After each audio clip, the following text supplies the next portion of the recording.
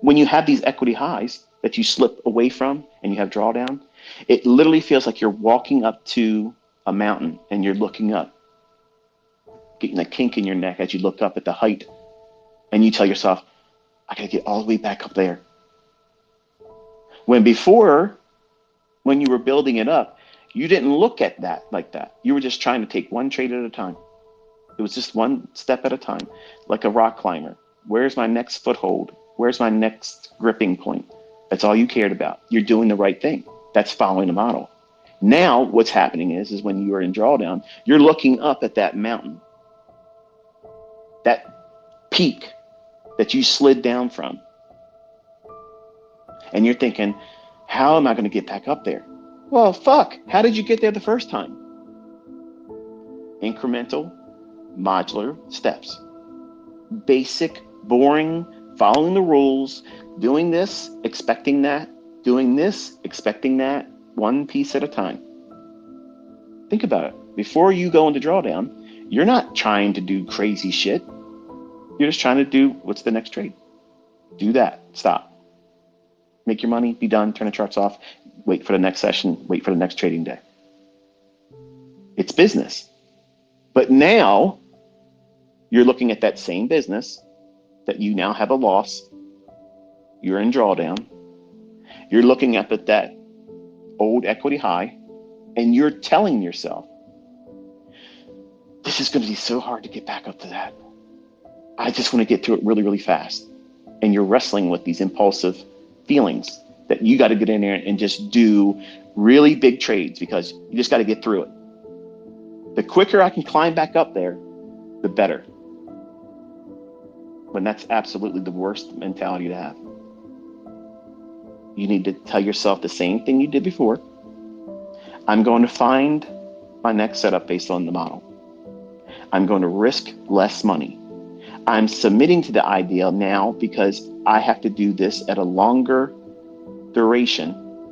I've pushed my finish line further away from me in time because I've created this drawdown.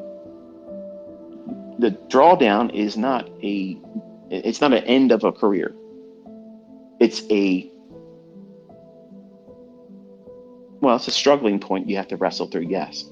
But the wonderful thing is, once you go through that first drawdown and you mitigate all of that, but you do so correctly.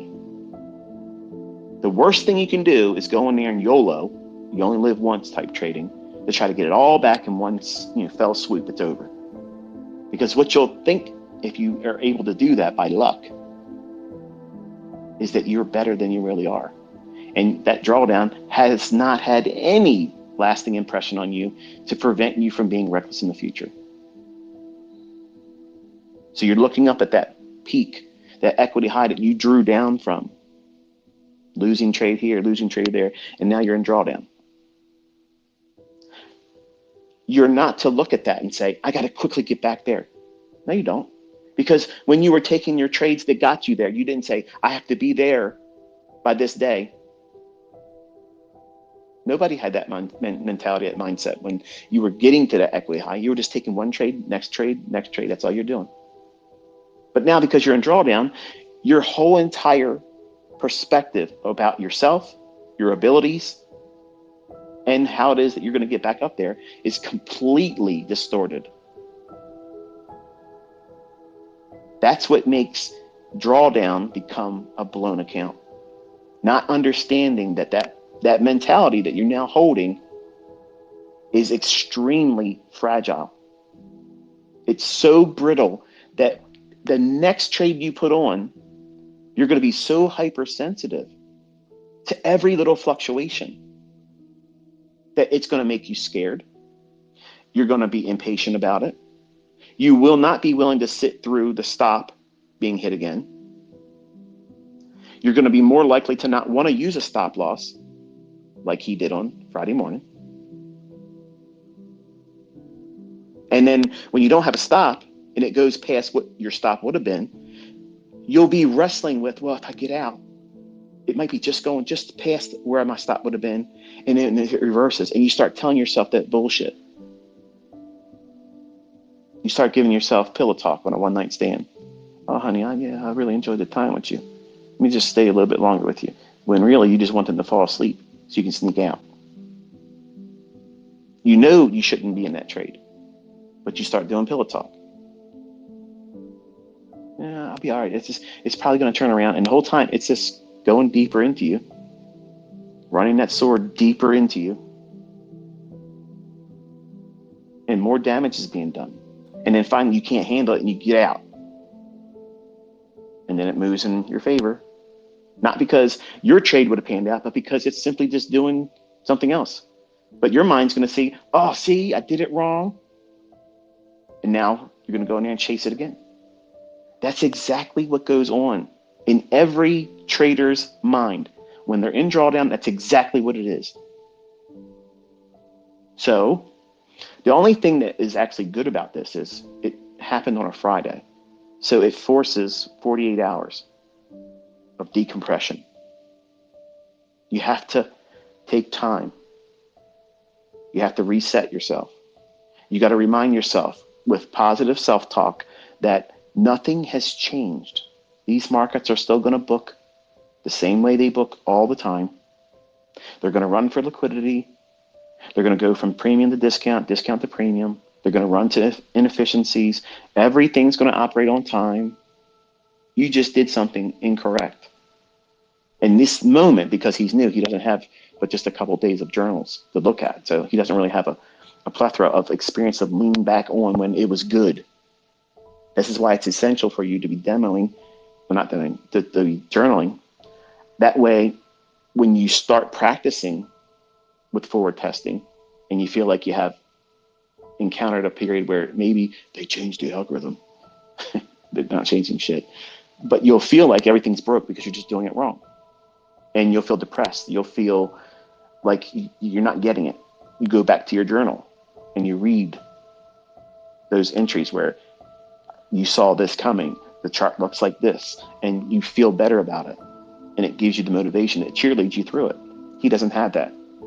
So it's a lot harder for him right now because he's shamed, wanted to impress dad, wanted to do well, wanted to do something independent, all of himself. And then he did that. And I told him, I said, listen, don't be afraid because you did this to be able to go forward. Don't let it bog you down to make you feel like you're going to never be able to do this, because you're going to tell yourself all this weekend that you made a mistake and you want to be able to go back in time and never have done it. It's every trader's, regret. When they lose money, we all want to go back in time and not push the button on that trade or start trading on that day when you knew really wasn't anything in there to be trading, but I got time and get in and push the button. Maybe I'll get lucky and get some kind of a win. All those things we know after the fact, where hindsight's perfectly 2020, and you can go back and pinpoint what it is that you did wrong. He's experiencing that for the first time right now. He's having to come to grips with nobody did it. Nobody did it to him. And he's looking for some way internally how he can take the responsibility and place it on something outside of himself. Just like I did when I was 20, and just like you listening to me. Even the people that say I'm a fraud and my stuff doesn't work, that shit's the truth about you too. You want to find some kind of external reason why you fucked up because it's uncomfortable. And that's what this industry does. It's a perfect mirror. It's better than the mirror when you go to your restroom and you look at yourself in the morning, brushing your teeth, getting yourself ready. That mirror just shows you a reflection of you. This industry shows you who you really are, because you can lie in that mirror. You can comb your hair and put makeup on and shave your face and put contact lenses on that are a different color. You do all kinds of shit to change that. You can't wear a mask in this industry. All the masks fall off. As soon as you push that button, the real you is exposed. The real person inside of you, the person making the decisions, the one that's driving drunk behind the buys and the sells. That's it. That's the person that's responsible. And that sometimes is extremely difficult for an individual to take. It's extremely stressful. It's alarming sometimes when you discover, wow, I don't really have it all together. I thought I had it figured out. I had all these things, planned with all this success. And then when you put that trade on and you wrecked yourself, and then you tried to fix it, not knowing what it is you're doing, and then becoming impulsive, instead of realizing that, okay, I caused this situation, let me take a step back and slow down. That doesn't happen. It's speed up, do more of the same stupid stuff, and get worse. Why do you do that? Cortisol, adrenaline, and not knowing what you're doing. Remember, in your mind, it's the equivalent of you standing in your house with every wall on fire. The room you're in is filling up with smoke. It's an emergency. Outwardly, someone looking at you, they would never feel like that's what's going on inside your head. They happen to walk by, look at you at your trading desk. Yeah, you're in drawdown. Maybe you're not smiling, but they don't feel like you're going through any kind of emergency. But inside, the whole fucking world's coming to an end. And then what are you doing? You're trying to put out all those fires. That's what he experienced. That's what I experienced when every time I blew an account. That's exactly what you experience all the time too. Send me a tweet and tell me, hell yeah, if that's exactly what you've encountered when you blew your account. And you'll see, you're not the only one. Everybody has gone through this at least a dozen times. Not just once, a dozen times. And until you get to that point where you know your model and you have mastered yourself, an 18-year-old kid, especially a male, man, he's never going to be in control of himself. Not at 18. There's too many chemicals, being pushed through his natural development. I mean, he's at the peak of his testosterone too, so he feels like he can do everything, like he's superhuman. And that's why it's a little bit harder of a prick to his ego and pride when any failure comes, because he thinks that it should be the same feeling he has when he does anything else and succeeds at. So it's good for him to be humbled. It's good for him to learn like he's learning right now. It's also good for dad because I didn't give him money, because he would have probably spent more money in drawdown or blown the account without me being there. So in a lot of ways, I'm very thankful that he took this initiative to go this route. And I think that's the reason why he wanted to do it, because he knew his own impulses. He had it in his head. He didn't tell me, but I can tell you now, as I'm talking to you about and thinking about it, he had that in mind. Once he figured out what he thought he was going to be able to do, as soon as he felt that he could do that, when he was given the car keys without me in the car with him, riding shotgun, he was just going to go, he's going to go drive to town, and he was going to drive it until the brakes came off. And thankfully, he ran out of gas. And that threshold that they put you through, or two, and stop you, that's what he hit. So he didn't go off the bridge, but he hit a tree. So now he has damage that he has to get corrected. Still has the car to drive, $149,000 of that funded account thing, but I think it's like 147 something. Okay, but he has to be very careful. And I told him, I said, you got to listen and don't do anything apart from me being next to you. You don't have to do a reset. Because he was saying worst case scenario, Dad, if I would have blown it out, because that's what he was willing to accept, we could just do a reset. I don't care. I'll do that. But I just wanted to get it back right away. Why? Why did you feel like you have to get it back right away? Because I felt like I had to get it back. It just felt like I had to. No, you were telling yourself that. Nothing has to happen. Nothing. Nothing has to happen.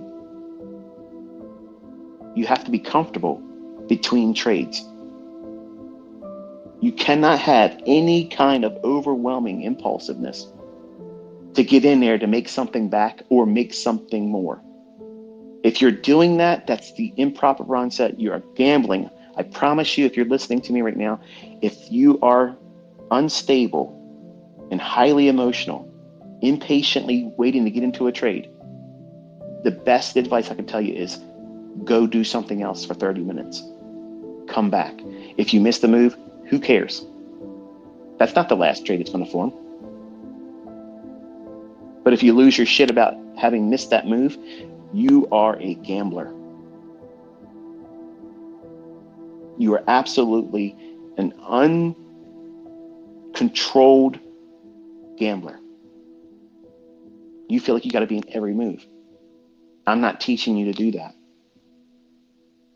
And yesterday afternoon, I basically sat down with my son, and my older students have, they were privy to what I was doing. I was showing him buying and selling, up and down, up and down, up and down, up and down. And I said, listen, just because I can do this, just because I can do that, doesn't mean I sit in front of these charts and do that all day long.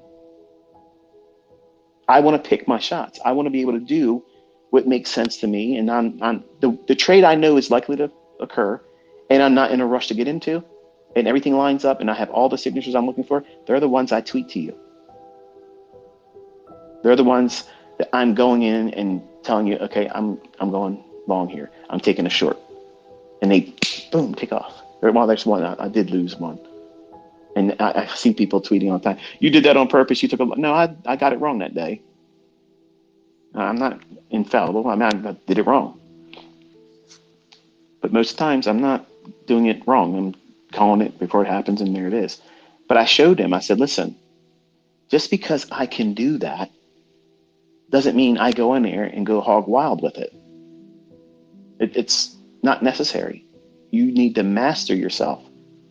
Just because you have the sword in your hand and you can swing it all around doesn't mean that that's what you should be doing. You should keep it in its scabbard, unsheathe it, do one stroke. Yaido. It's the art of drawing a sword. You pull that blade out. As you're drawing it, it's also a cut. You remove the blood and then put it back in the scabbard. The cut and the drawing of the sword is all one motion. You're not out there like Jason Voorhees in Friday the 13th fucking swinging around like a machete trying to cut everything. And that's exactly what you become, a crazed, homicidal fucking psychopath when you're in drawdown. You literally have a machete in your hand and you think every candlestick's a fucking tree that you got to chop down. This is the one I'm going to do next. Oh, yeah, you printed that? Let me go. And the whole time, you're hacking yourself up.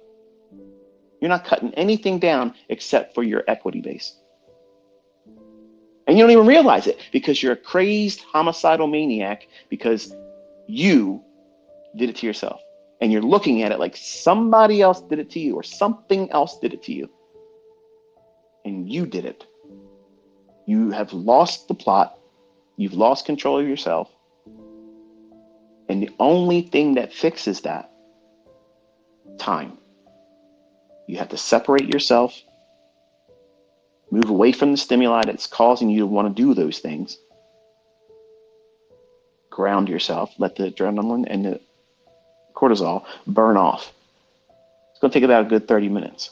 Cortisol lasts a little bit longer than the adrenaline. Adrenaline, several minutes and it's gone. Cortisol, it takes a little bit more time to burn that off.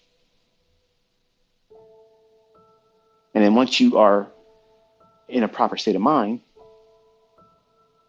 then you can deal with other things in your personal life and not be so snappy and punchy, ready to fight and have an argument. You won't feel like every little word that's being spoken to you has needles on it, pricking you. You won't argue with your spouse. You won't yell at your kids. You won't kick the dog. You won't get fired at your job. When you're looking at that drawdown and you're staring up at it like it's a mountain that you're never going to be able to climb back up, and you have to hurry up and get back up there, like that's the thing that has to happen. Stop and listen to me for a second, okay? Nothing has changed. Everything is exactly the way it is right now, and how it was exactly the same way when you were at the equity high. The system, the concepts, the methodology, and the way these markets book have not changed. The only thing that has changed is your perception about yourself, your own ability, and what you're going to do next. See, you have a sense of heightened concern. You had a house fire. You want to hurry up and get your house restored. Does it happen like that in real life? No. You lose some things that you can't get back. That sense of, I'm doing everything right, this feels great, this is a lot easier than I thought it was while you were making that equity high. Now you have loss. You didn't need to second guess yourself in the beginning, but now you have to second guess yourself. Am I going to do that to myself again? What am I going to do? If this trade turns against me, how am I going to feel? See, now you have that in your mind now. And you're feeling it when you don't know how to trade, which causes a great deal of anxiety, performance anxiety. And it's easy to talk yourself out of ever staying with this when that happens. And a lot of people quit. A lot of people quit, but still push the button because they can't take themselves away from it, because they're in a state of mind, they're impulsive, they're reckless, and they just aren't willing to wrestle themselves into discipline. They've already quit subconsciously. They know they're never going to be able to do it, but they just want to push the button. Much like I mentioned before in a Twitter space, and I think I talked about it one time on a YouTube video lecture somewhere. On my first year honeymoon, I told you I took $100. That's all I had to take input into a, what do you call them? The slot machines. I could have brought more, but all I wanted to bring was $100 because I knew the chance of me making any money off of that is next to none. So I limited myself to $100. And I tried eventually, after being there for hours, trying to lose the $100. Like I was down, just wanted to be done with it, but I didn't want to walk away because I was like, this is stupid. Like I just want to lose it and be done. That's exactly what happens when you trade with the state of mind that my son has right now. You want to be able to say that you got pushed out of it by some external force. Yeah, stupid brokers. Yeah, the stupid market makers. They did it to me again. They got my stop. Oh. Because then it makes it a lot easier to deal with. You didn't mess up. It was somebody else that did it to you. You didn't do anything wrong. You did everything wrong. You did everything wrong. And you have no sense of responsibility. And unfortunately, in this industry, responsibility is always yours. It's yours. It's not mine as the mentor. It's not your broker's. It's not the funded account company. It's not the company that you keep. It's not your spouse. It's yours. And some people that come into my fold or in this industry don't ever have the responsibility that's required to be a trader. And when they're first introduced to that necessity of having responsibility by having losing trades, when they did it to themselves, oh, this stuff doesn't work. It's a fraud. It's a scam. Despite how many times have I shown you beforehand what's going to happen. You've seen me executing trades. You have seen me use a live account. It's on my YouTube channel. I showed you every day logging into it. I showed you losing trades. I showed you drawdown, correcting the drawdown, doubling the account in 5 weeks with one contract. But you didn't show 30 years of that. Get the fuck out of here. I don't need to. I'm showing you every day what it's going to do. Everybody that has a weak mind, they're going to manifest that outwardly in this industry when they suck ass. You can see who the weak people are. The people that chat too much. These things don't work. These things aren't profitable. These people are broke. They're in that state of mind that my son's feeling right now, and they never got out of it. They never got out of it. They're the guy that never got picked to be on the team. They're the last one picked, and they got a chip on their shoulder. My son has a chip on his shoulder right now. And I'm eager to see how he contends with that, because he's extremely competitive, very competitive. He has told me to my face, and I love it. He goes, Dad, I'm going to be better than you. And damn it, I fucking want to see it. I want to see it. I want to do everything I can to make that fucking happen. I want that. I want to see it. I hope I live long enough to see him smoke my ass and be able to do it way better than me. I want that. And how he handles this moment right now, this one here, it's like a ember. It's not a flame. It's just a small little ember. And I'm trying to handle it extremely delicately. I don't want it to go out, but I also don't want to drop it into a combustible liquid that would turn into a wildfire, because then you get reckless, screw jobs like you see on the internet. They're just wired differently now because they're bent. They're not successful. They go around calling everybody a fraud, and they don't produce anything to show that they can be a trader that's consistent. The only thing to talk about is toxic stuff, pointing out anything that's could be viewed as subpar, but not acknowledging the things that are working and being called into account before it happens. I want to keep his passion burning. Like, I don't want to smolder it, which is why I said earlier, I want to jump his ass as his dad. Like, you fucked up, but it's not the right time to do that. When we get back to the equity high, then I'm going to chew his fucking ass out. He'll be in a better position because he can see, okay, yeah, I get it, Dad. I watched what we did to get it back here. It's fine. Now it makes sense. But if I kick him in his face, rip his, head off and shake him by the lapels while he's feeling what he's feeling now, the only thing that would do is make him feel worse about what he's done. And that's just going to compound that loser's mentality that could really stay with him longer and create much more of a hardship for him to learn, because he'll have a scar. See, he's not looking at me as the reason that I didn't inflict the scar that he's going to have. I didn't create that for him. He's going to walk through his career now knowing that he himself did that.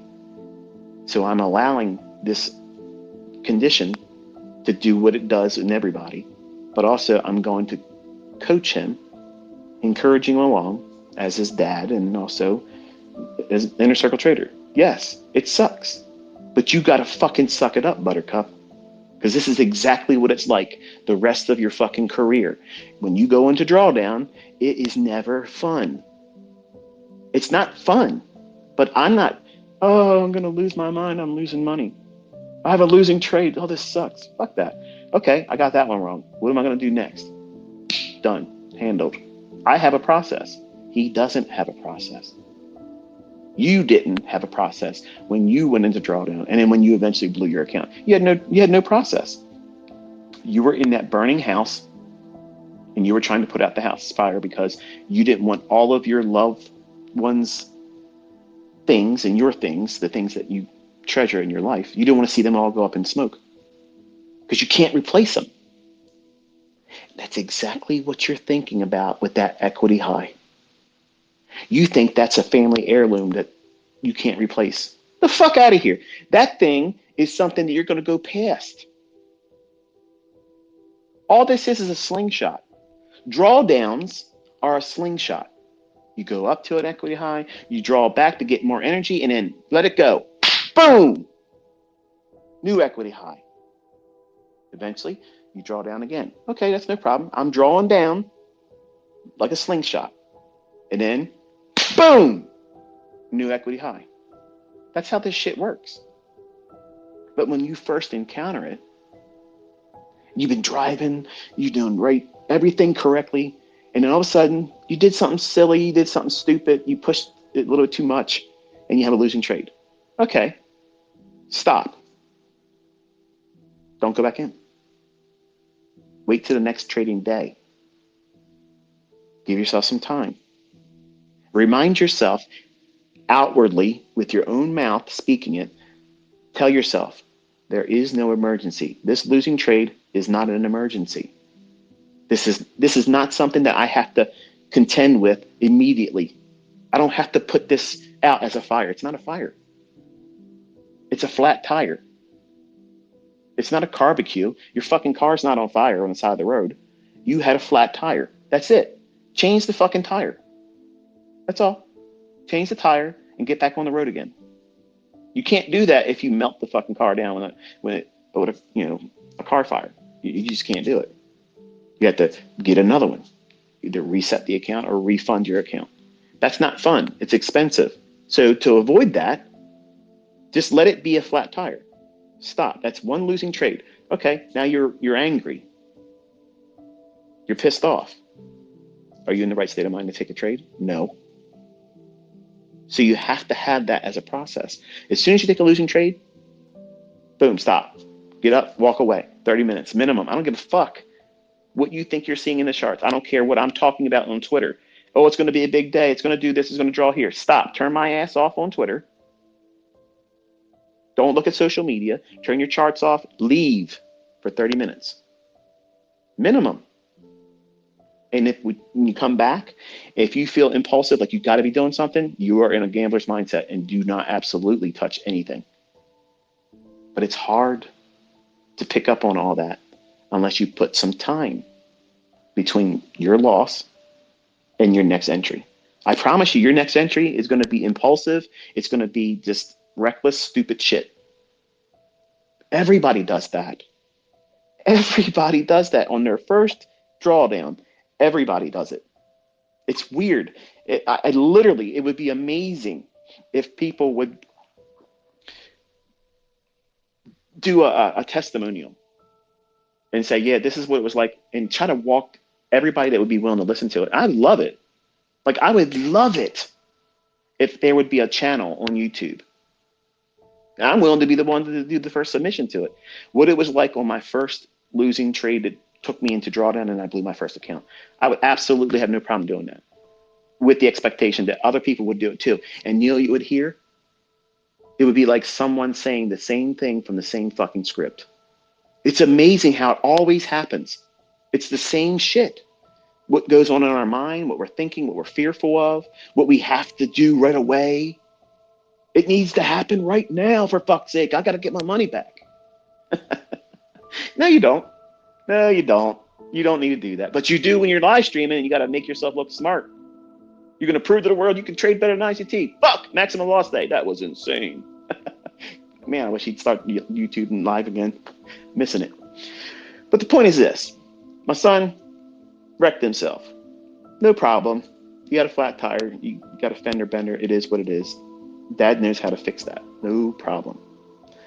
But I can't fix what he's holding on in his brain as things to worry about, what to focus on. That needs to be guided, instructed, navigated with proper encouragement, but still allowing for that sting. I need that to be there for at least another week or so. Like, he needs to fear himself, not the market, because that's what it's like when this industry puts you through something like this. It exposes you. It doesn't make your method, the teacher that taught you, the concept itself, it doesn't make any of that any different than what it was before you did something improper. It makes you shine a spotlight right on you. You, the operator, the person that pushed that button, the person that opened themselves up to risk. You were the one driving the car. You were the one that got drunk. You were the one that caused all that carnage. And you have to own it. And some people that come to this industry aren't equipped to own it. They want to blame everything and someone else for their stupidity, their impulsiveness, their lack of self-control. And you have to own it. And you have to be strong and identify it. As soon as you start feeling that way, identify what it is. It's not weakness to stop trading. It's not weakness to go home and draw down. That is not weakness. That is absolutely the right way to do it. You have to be able to take losses. Go home with them. It's okay. The market's going to be there. Opportunities will present themselves again. And that equity high is not a family heirloom that you've lost in a fire. It's not an insurmountable peak on a mountain that you're never going to be able to get back to. It's not Mount Everest.